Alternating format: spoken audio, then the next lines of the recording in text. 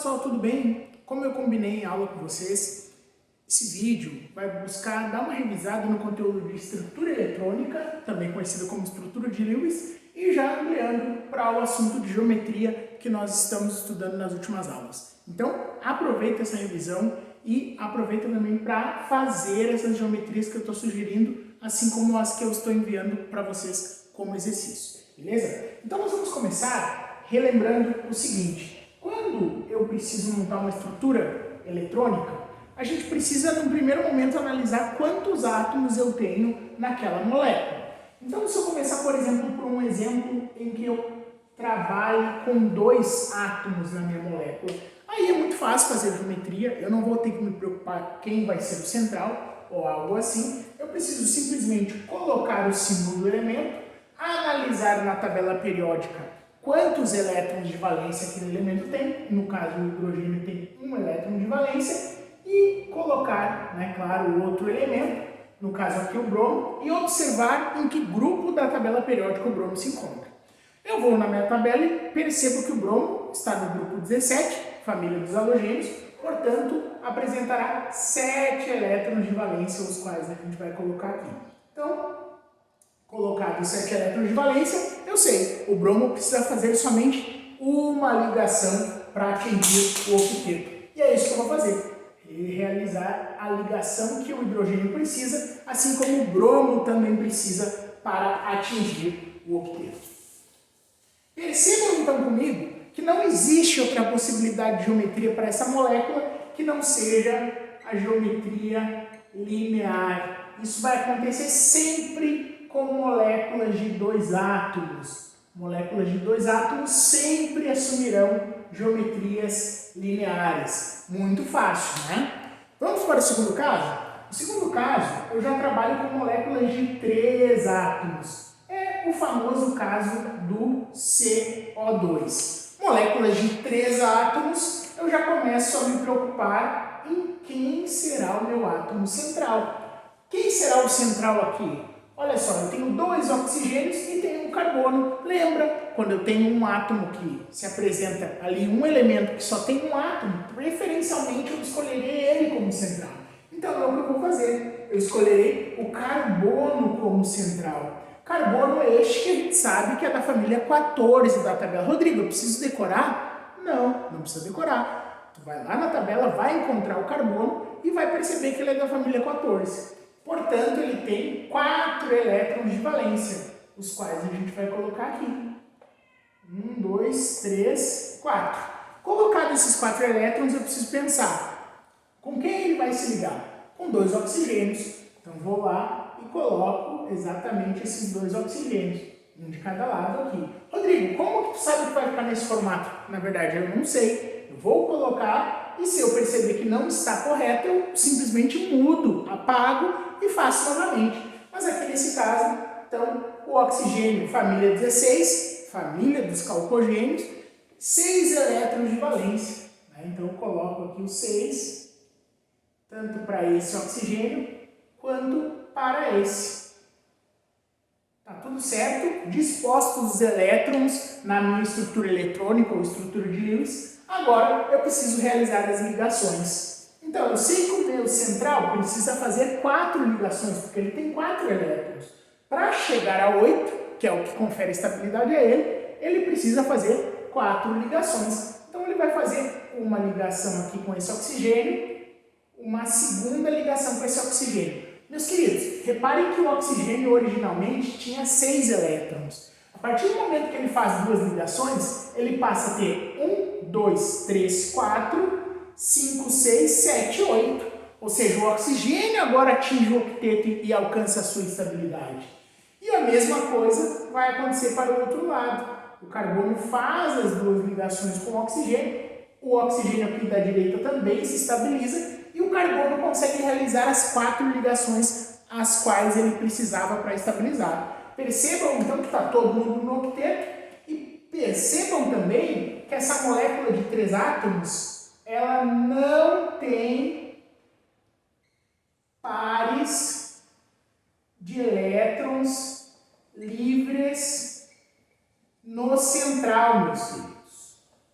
Então reparem aqui junto comigo, que essa molécula de 3 átomos, ela se encontra sem pares de elétrons livres no central. Ou seja, o carbono, que é o meu central, ele não tem nenhum elétron na sua camada de valência que não participou de ligações. Ele tinha 4 e fez 4 ligações, fazendo com que todos esses 4 elétrons se envolvessem em uma ligação covalente. Portanto, quando isso acontece, essa molécula de 3 átomos também será uma molécula de geometria linear. Então, repara, moléculas de 2 átomos sempre linear. Moléculas de 3 átomos, se não tiver par de elétrons no central, livres, né? Aí sim, também será uma geometria linear. Então, essa é a diferença que eu preciso que vocês observem. A ausência de pares de elétrons no caso da molécula de 3 átomos.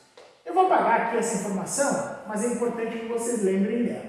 Agora, eu vou pegar um terceiro exemplo aqui para a gente comparar. Agora, eu vou pegar o exemplo, o H2S, certo? Também é uma molécula de 3 átomos, né?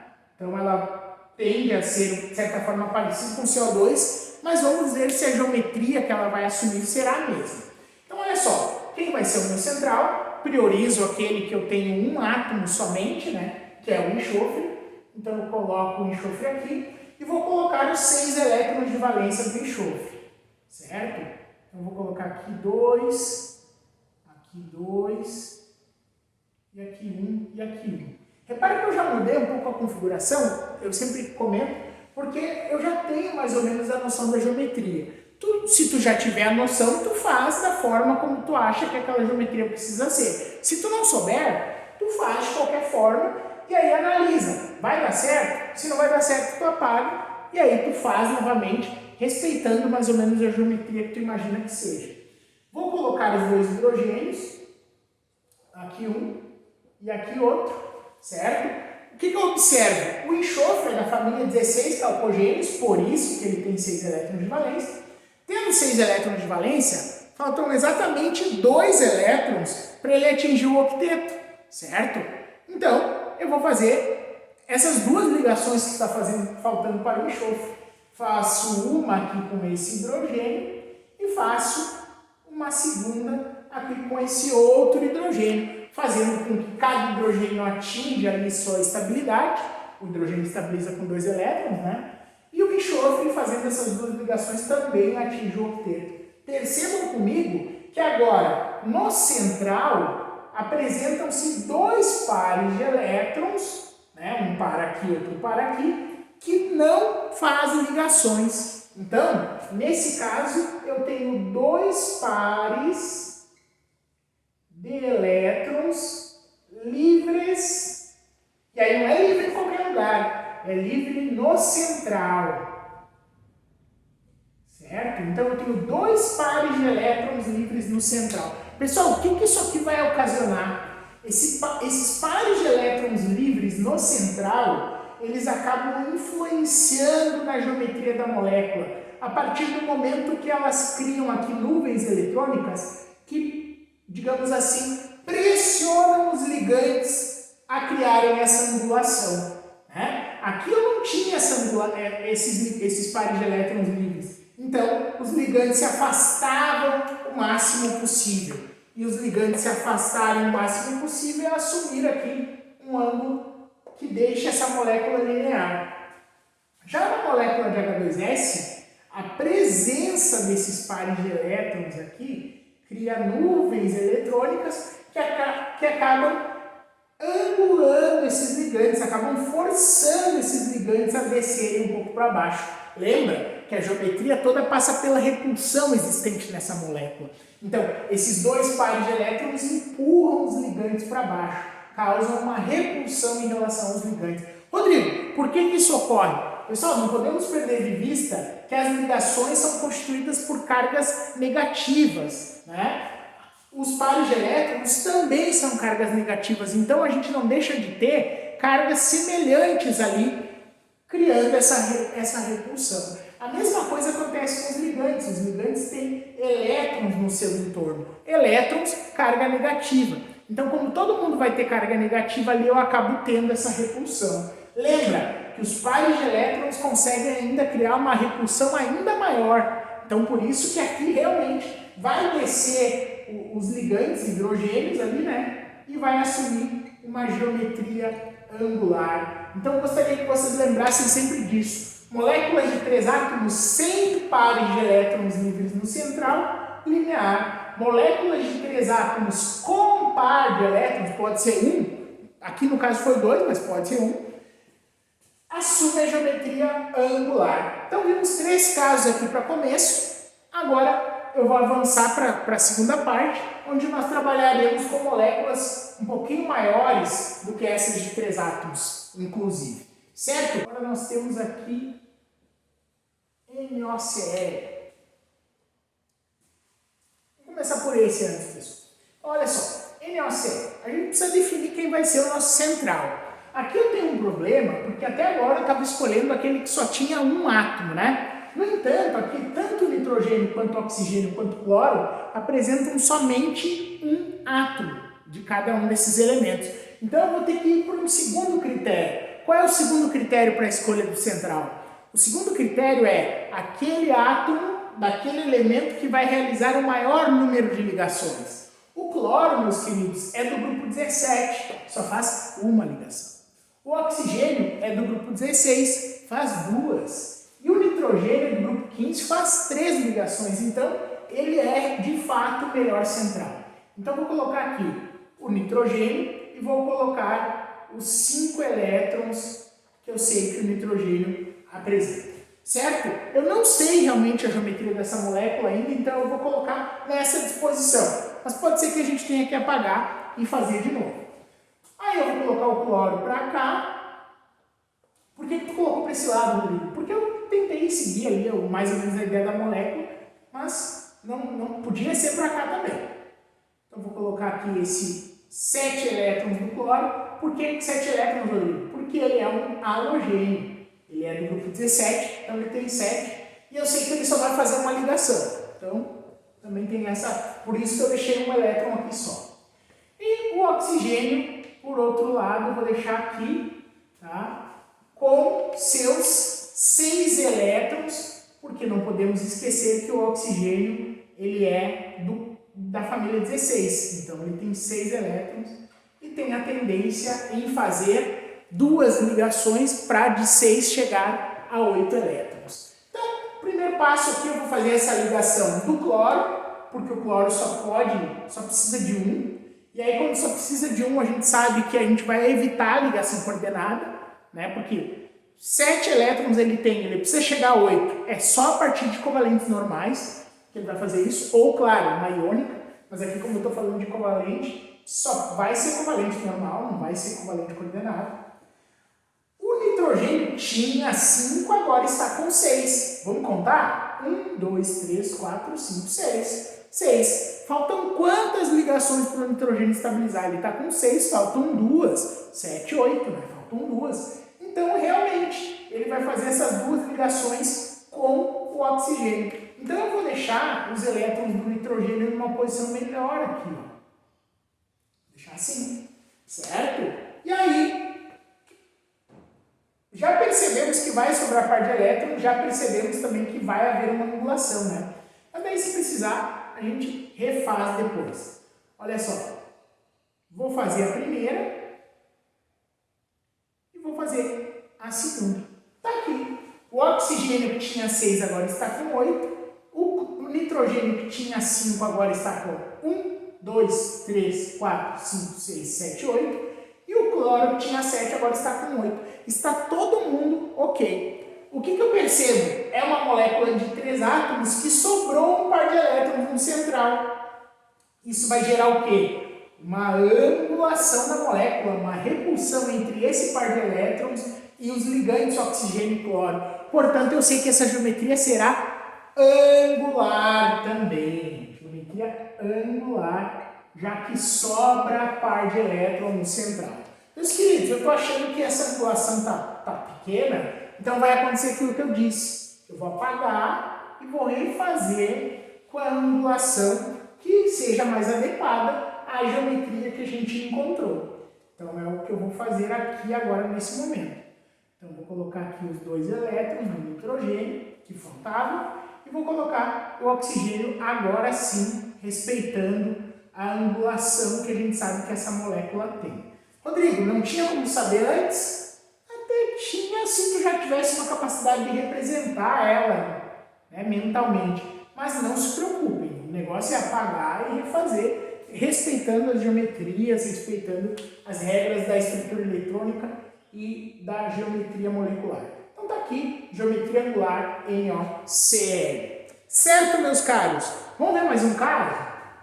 Vamos agora para o exemplo E, onde nós trabalharíamos com SO3, certo? Então, passamos do NaCl para o SO3. Muito fácil a escolha do central. O central será o enxofre, né? Então, vou colocar aqui o enxofre. O enxofre tem 6 elétrons de valência, como ele é da família 16, família dos calcogênios. Vou colocar aqui esses 6 elétrons. 2 aqui, 2 aqui, 2 aqui. A disposição é algo que a gente vai sempre tentando imaginar como a gente acha que vai ser a geometria, né? Lembra disso. São 3 oxigênios, então vou colocar um aqui em cada ponto desses. Vou colocar um aqui e colocar um aqui. O oxigênio também é da família 16, então ele também terá 6 elétrons cada um deles. Então vou colocar aqui, né, 6 elétrons para começo. Vou colocar os 6 elétrons aqui. E vou colocar os 6 elétrons aqui. Meus caros, vamos mudar aqui. Vou botar esses 2 aqui lá para cima. E aqui eu vou colocar para cá. Então, o que acontece? Eu vou apagar esse aqui de cima para não ficar atrapalhando, tá? Então, o enxofre tem que fazer 2 ligações cada, o oxigênio também. Lembra, nesses casos, o que eu vou fazer? Eu vou começar fazendo as 2 ligações do enxofre com um dos oxigênios. Eu já tento resolver a vida de um. É o que eu vou fazer aqui para baixo. Já vou automaticamente fazer essa primeira ligação e vou também fazer a segunda com o mesmo oxigênio. Rodrigo, não dava para fazer um para cada lado? Um com oxigênio e outra com outro? Não é a melhor saída. Se tu fizeres isso, tu não vai conseguir estabilizar nenhum oxigênio. Então eu prefiro já de cara estabilizar o central e um dos oxigênios. Mas Rodrigo, como que ficarão os outros que não fizeram as 2 ligações, mas estão aqui na molécula, já que ela é uma molécula SO3, né? Molécula de 4 átomos. Meus caros, lembrem que nós temos o recurso da ligação covalente coordenada, onde a gente pega o par de elétrons e compartilha lá com aquele oxigênio. A mesma coisa com esse aqui. A gente pega o par de elétrons e compartilha ali com o oxigênio. Com isso, a minha molécula é constituída por uma ligação, 2 ligações covalentes normais e 2 ligações covalentes coordenadas. Reparem comigo que essa molécula de 4 átomos não tem pares de elétrons livres no central. Isso faz com que a angulação entre essas moléculas seja a maior possível e o que vai nos levar a uma geometria trigonal planar, também conhecida como trigonal plana. Então essa é a geometria da molécula de SO3. Tranquilo, meus caros? Então 3 ligantes, né, no central, não sobrou par de elétrons livres no central, trigonal plana, trigonal planar. Nós estávamos no caso E, né? Agora o caso F, onde nós trabalharíamos com pH3, e o caso G, onde trabalharemos com o CH3Cl, certo? Primeiro caso, pH3, escolheremos o central, é o fósforo, família 15, vai lá e coloca os teus 5 elétrons do fósforo e os 3 hidrogênios. Sabemos então que o fósforo precisa fazer 3 ligações e sabemos que cada um desses hidrogênios faz uma. Então, muito tranquilo, faço aqui as ligações, sobrou par de elétrons no central, e aí a gente precisa lembrar que geometria é essa. Sobrou par de elétrons no central, são 3 ligantes ali. Isso aqui, pessoal, vai assumir um formato que chamamos de pirâmide. Pirâmide de base trigonal. Então, também conhecida como geometria piramidal, certo? Moléculas de 4 átomos, onde sobram pares de elétrons no central.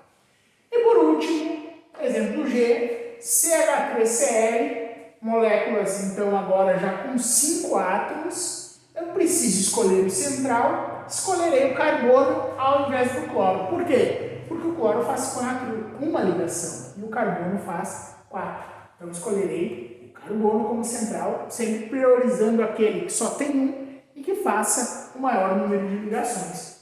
Coloquei o carbono aqui, coloco os 4 elétrons, já que o carbono é da família 14, coloco aqui o que? Um hidrogênio, outro hidrogênio, mais um, e aqui o cloro com seus 7 elétrons. Meus caros, todo mundo aqui, os hidrogênios e o cloro, precisa fazer uma ligação somente para estabilizar. O carbono precisa fazer 4. Então, ficou bem tranquilo, né? Assim. E aí não esquece que geometria é essa, molécula de 4 átomos sem pares de elétrons livres no central. É a geometria mais importante para moléculas de 5 átomos, que é a geometria tetraédrica. Por que tetraédrico, pessoal? Porque aqui embaixo lembra muito uma pirâmide, um tripé. E temos um eixo aqui saindo para cima, tá bom? Isso a gente acaba representando muitas vezes assim. O que isso quer dizer? O que isso aqui está representando? Isso está representando o seguinte cenário. Essa linha está no 4. Ela está no plano do 4. Essa também. Essa aqui está se aproximando do etileitor. Ela está vindo aqui, ó, como seria essa caneta. E essa tracejada está entrando para dentro do 4. Então isso representa a tridimensionalidade da molécula. É isso que a gente vai fazer quando a gente observa essas representações aqui. Certo, meus caros? Então, molécula tetraédrica é aquela de 5 átomos, né? Central mais 4 ligantes, onde não sobram pares de elétrons livres no central. Eu espero que essa revisão tenha possibilitado vocês dar uma retomada tanto na estrutura eletrônica, ou de Lewis, e principalmente no assunto de geometria. Lembra que isso vai ser importantíssimo para os nossos próximos assuntos. Então, tenta fazer as moléculas, fazer a determinação das geometrias e depois dar uma olhada no vídeo para testar se tu conseguiu fazer. Um grande abraço, até a nossa próxima aula.